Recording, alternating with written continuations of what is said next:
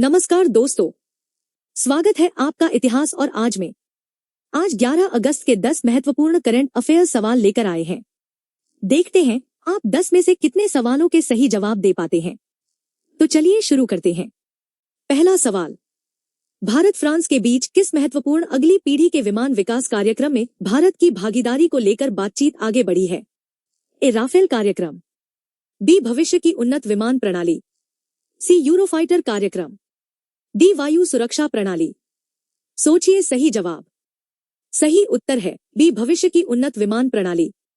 व्याख्या, भारत और फ्रांस के बीच भविष्य की उन्नत विमान प्रणाली से जुड़े कार्यक्रम में भारत की भागीदारी को लेकर बातचीत आगे बढ़ी है। यह अगली पीढ़ी के विमान और उनसे जुड़ी आधुनिक तकनीकों के विकास से संबंधित कार्यक्रम है। दूसरा सवाल, भारतीय वायुसेना की विशेष नेतृत्व प्रशिक्षण पाठ्यक्रम पूरा करने वाली पहली महिला पायलट कौन बनी? ए अवनी चतुर्वेदी, बी भावना कंठ, सी मोहना सिंह, डी शिवांगी सिंह। सोचिए सही जवाब। सही उत्तर है बी भावना कंठ। व्याख्या, स्क्वाड्रन लीडर भावना कंठ भारतीय वायुसेना की विशेष नेतृत्व प्रशिक्षण पाठ्यक्रम पूरा करने वाली पहली महिला पायलट बनी। इस प्रशिक्षण का उद्देश्य हवाई अभियानों में नेतृत्व और निर्णय लेने की क्षमता को मजबूत करना है। तीसरा सवाल, भारत सरकार ने हाल ही में अरुणाचल प्रदेश के कितने स्थानों को उनके मानक नामों के साथ आधिकारिक रूप से चिन्हित किया? ए 17, बी 21, सी 27, डी 32। सोचिए सही जवाब। सही उत्तर है सी 27।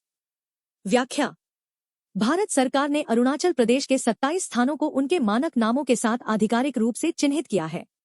यह कदम भारत की आधिकारिक भौगोलिक पहचान और मानचित्र संबंधी स्थिति को स्पष्ट करने से संबंधित है। चौथा सवाल, अरुणाचल प्रदेश की दिबांग घाटी में किस पशु में फुट एंड माउथ डिजीज का प्रकोप सामने आया?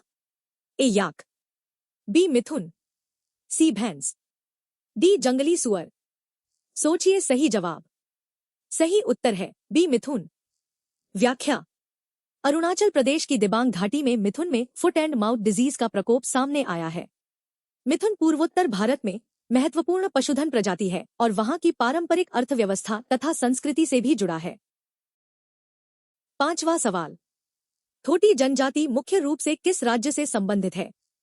ए तेलंगाना, बी ओडिशा, सी झारखंड, डी छत्तीसगढ़।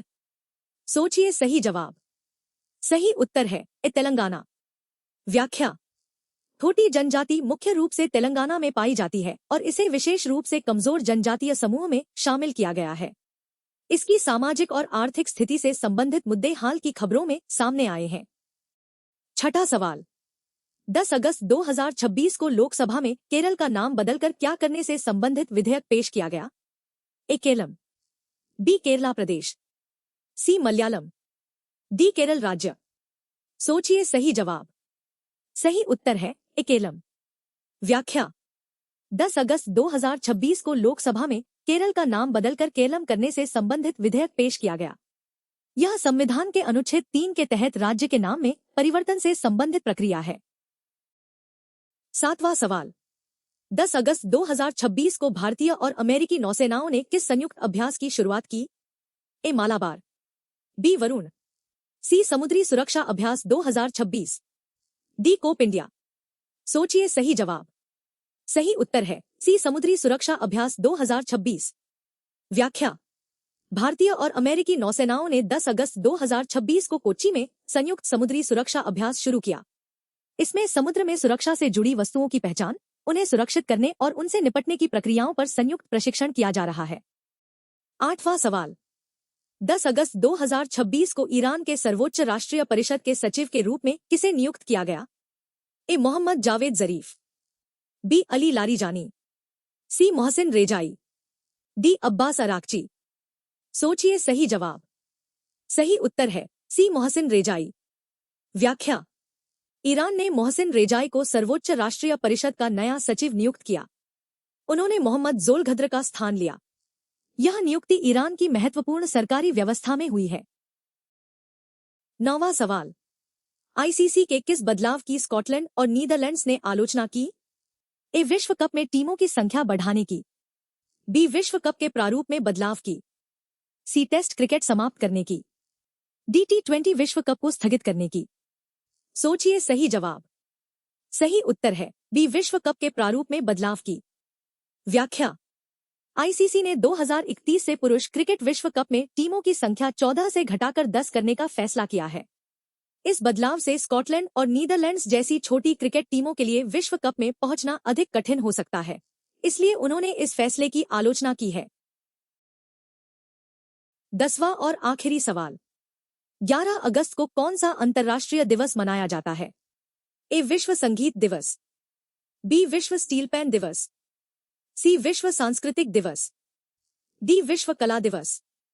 सोचिए सही जवाब। सही उत्तर है बी विश्व स्टील पैन दिवस। व्याख्या। संयुक्त राष्ट्र महासभा ने 11 अगस्त को विश्व स्टील पैन दिवस के रूप में घोषित किया है।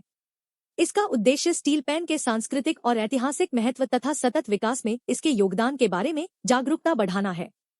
स्टील पैन एक संगीत वाद्य यंत्र है जिसकी उत्पत्ति त्रिनिदाद और टोबैगो में हुई।